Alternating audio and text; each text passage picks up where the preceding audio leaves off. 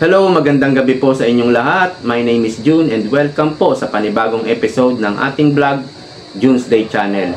Kanina pinapanood ko po yung OBP budget hearing sa Congress for 2025. Mahaba-haba po. Hanggang ngayon ay hindi pa po tapos nung tumigil ako sa panonood. At ang nangyari po, after po ng presentation ni VP Sara ng kanyang budget proposal ay interpellation na po ang sumunod. So ito po yung magtatanong yung mga congressman, congresswoman. Ang unang-unang nagtanong agad ay si Castro.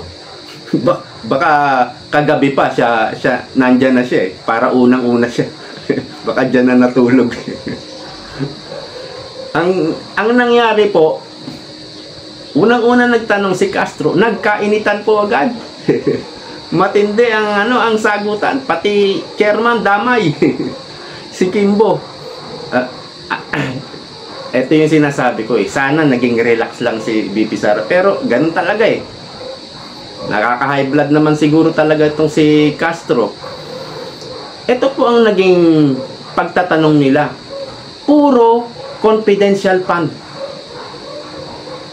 Ibig sabihin, walang bago.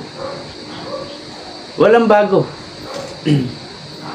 Ang naging sagot ni VP Sara, ito po ay wala sa budget proposal niya sa 2025. Nung inimbitahan daw siya ng Congress, ang i-discuss is 2025 budget. So yung confidential fund noong 2023 budget pa yan. So wala po sa 2025 budget proposal ni VP Sara ang confidential fund. Kasi hindi na nga siya humingi ng confidential fund. Noong 2024 pa lang, hindi na siya humingi. So, napaka-irrelevant. Irrelevant ang tawag dyan. Ang gusto talaga ni Castro, yung mga pagtatanong niya, may binanggit pa siya na 10 million, yung mga million, puro million, 73 million daw dito, na-plug ng COA ang OBP na 73 million daw ay disallowance. Hanggang sa may mga nagtanong na ano ba talaga ang disallowance? Meron dong COA representative. So yung COA representative ang sumasagot at nagpapaliwanag. Hindi naman daw ito kumbaga final. Hindi pa ito final. So ang ginawa po ni VP Sara dyan, sumagot na po sa plugging na yan. And then, ang mangyayari niyan, sasagot din yung COA.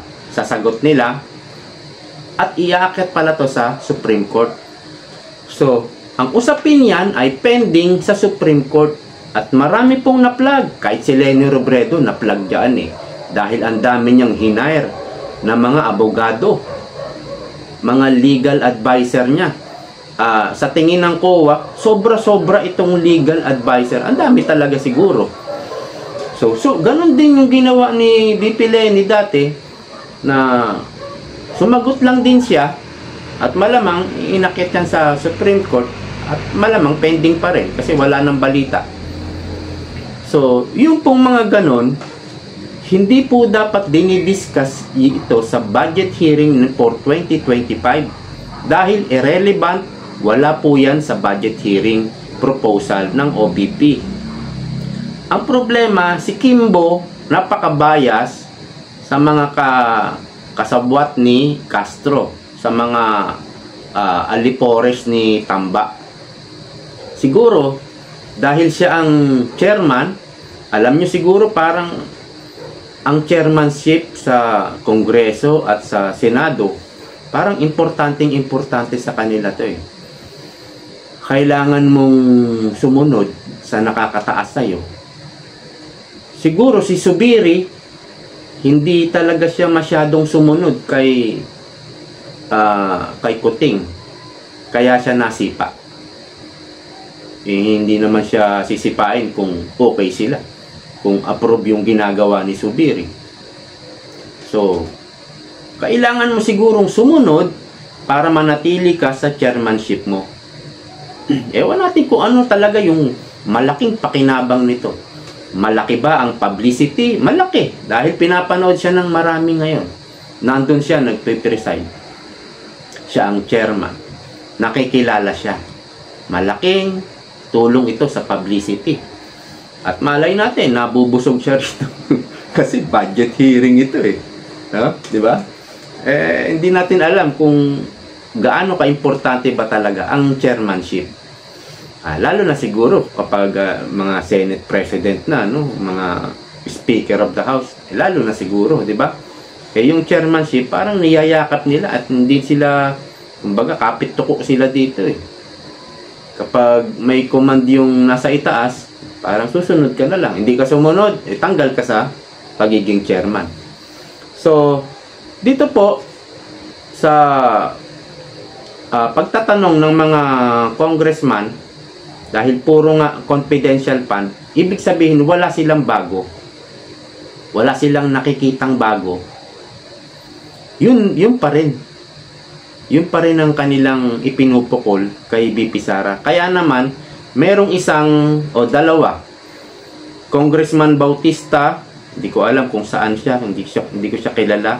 At si Gloria Macapagal Arroyo. Buti nandun si Gloria. Hindi naman natin masasabing kampi sila. Si Bautista at si Gloria kay BP Sara.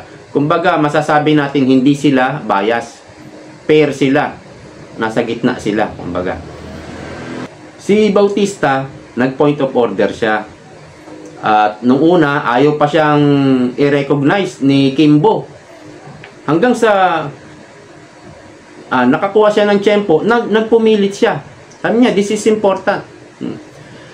Tapos binanggit niya yung confidential fund na tinatanong ng mga congressman nila Castro. Ang sabi niya, ang COA ay independent body. Tama 'yon. At yung legislation, ito yung Congress at yung Senado, magkaiba yan. So, hindi dapat dinidiscuss yan dito sa, hindi ito yung right forum, kumbaga.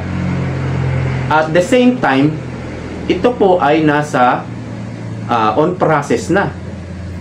So, kasi ganito yan, no? Kapag confidential, ang tawag nga sa Amerika niyan is classified. Kapag sinabi mong classified, no questions asked. Halimbawa, may agent operation, ano? May kaso silang sinusubaybayan. Ang nakakaalam lang nito, presidente, yung head ng FBI, at kung may isa o dalawang agent, so 4 lang kayo. Alam nyo ba yung pag sinabing classified operation, hindi mo pwedeng sabihin kahit kanino, kahit sa asawa mo, kahit sa anak mo, hindi mo pwede sabihin. Kung ilan lang kayo nakakaalam, yun lang. At pag nagka-leak ng information na yan, magkakandak sila ng investigasyon. Doon sa 4 na yun. At pag napatunayan kung kanino nang galing yung leak, malalagot. Siguro hindi nakasama yung presidente sa investigation. Baka doon na lang sa 3. Delikado po talaga. Hindi dinidiscuss ito on public when you say confidential. Kasi ang banat ni Castro, kasi po yan ay pera ng bayan at naghahanap ng paliwanag ang taong bayan. Ginagamit yung taong bayan. Alam mo, makabayan talaga no? Makabayan black. Ginagamit talaga nila yung taong bayan. Pero kung iisipin natin, bakit sila? 'Di ba? Sa fairness ang pag-uusapan. Bakit sila? Isinasa publiko ba nila kung saan nila dinadala yung nakukuha nilang budget na pera ng bayan? kailangan, karapatan din natin na malaman yung budget, no, yung pera na ginagasta nila, kung saan nila dinadala. Bakit sila, hindi rin nila ipinapaliwanag sa taong bayan kung saan napupunta yung budget nila? Hindi naman yung confidential fund. Hindi naman pinag-uusapan dito yung national security. 'Di ba? So, walang fairness sa kanila. At hindi mo nga sila pwedeng tanungin kakasuhan ka ng contempt. Pag ikaw ay resource person doon, hindi mo sila pwedeng tanungin. So, walang fairness. At nung nagkainitan sila ni VP Sara, nabanggit tuloy ni VP Sara na siya, si Castro, ay convicted. Kumbaga, kung isipin nyo, nakakatawa ang gobyerno natin. Di ba? Si Alice Goo, isang mayor, dismiss na ngayon. Hindi na siya mayor. Dahil naghatol na yung ombudsman yata yun. Tanggal na siya sa pagiging mayor. Convicted na siya? Convicted na ba siya? Hindi pa. Actually, wala pang nakasampang kaso sa kanya. Ang nagsabi niyan, si Remulla mismo. Kasi may nag-request na dapat cancelahin yung passport ni Alice Goo. Sabi ni Remulla, DOJ Secretary yan, ay hindi po pwede, hindi pa natin pwede i-cancel ang kanyang passport kasi wala pang nakasampang kaso. Anong klase yan? Itong si Castro, convicted na, nahatulan ng korte, nag-aapila lang, kaya laya pa rin ngayon. At nakakapagpiyansa pa. Pero hinatulan ng convicted. 'Di ba? And then, nakaupo pa rin bilang congressman o congresswoman. Si Tebes, wala na rin. Hindi pa naman din nahatulan. So, kung malalaman ito ng mga leader ng ibang bansa, talagang katawa-tawa ang Pilipinas. 'Di ba? Kapag kakampi, okay lang. Kahit convicted, sige, upo ka lang dyan. Nag-raise naman ng point of order din si Congressman Gloria Macapagal Arroyo. Ang sabi naman ni Gloria, napaka-unusual. Ang tagal na niyang congressman. Di ba matagal na siya? Sabi niya, ngayon lang siya nakaranas o nakarinig ng ganitong klaseng hearing. Ang tinatakal natin, dinidiscuss natin is 2025 budget. Pero yung dinidiscuss ng mga kasamahan niyang congressman doon ay 2023 budget. Di ba mga ewan ang hindi mo maintindihan ng pag-iisip? So, nung nag-preside naman ang chairman, si Kimbo, hindi daw. Kasi 2023, ang budget ay 2023 to 2024. Ibig sabihin, yung ang pwede mo lang i-discuss 2024 dahil ngayon taon na to 2024 at yung 2025. Tapos, ang sabi pa ni Gloria, nung 2023, may term siyang sinabi, thoroughly discuss. Talagang nagbakbakan na dito nung 2023. Tapos na to At hindi na nga humihingi ng confidential fund si VP Sara. Thoroughly discussed already this issue. Di ba tama naman si Gloria? Pero si Kimbo, ano ginawa? Hindi naman nirecognize. Lahat ng mga nagtatanong na mga kasabwat nila, pinagbibigyan ni Castro. Pero ang mabuti sa ginawa ni VP Inday, ay hindi niya sinasagot. May mga sinasabi lang siya na ito ay on process na, sinagot na namin ito sa COA at on process na po ito sa Supreme Court. Hindi mo talaga dapat i-discuss to unang-una sa taong bayan, in public. At alam ito nila Castro. Alam nila Castro ito. Ang nakikita ko lang na gustong makapuntos nila Castro at mga kasabwat niyang administration congressman na may mapulot silang grounds para sa impeachment na galing sa mga sagot ni VP Sara. Yun po ang nakikita natin doon. Kasi wala talaga silang mahanap na grounds para sa impeachment. Talagang binabalak nilang i-impeach, wala lang silang makita. Kahit na bulok na yung issue, pilit na sinasariwa. Bulok na't inaamag na, talagang binabalikan. Kasi wala talaga silang makitang korupsyon at kung anumang masama o bawal na nagawa si VP Sara. Wala talaga. At isa pa, uulitin natin, si Castro ay convicted na at nasa Court of Appeals yata yan. Ewan ko kung Supreme Court na, no? Hindi ko na, parang Court of Appeals pa lang yata. Pag natalo uli siya ron, akit niya uli sa Supreme Court yan. So, mahaba-haba pa ito. No? Ang kinatatakot ni Castro, pag umabot ito ng 2028 at nanalo si VP Sara, ay tapos kang Castro ka. Himas rehas ka talaga.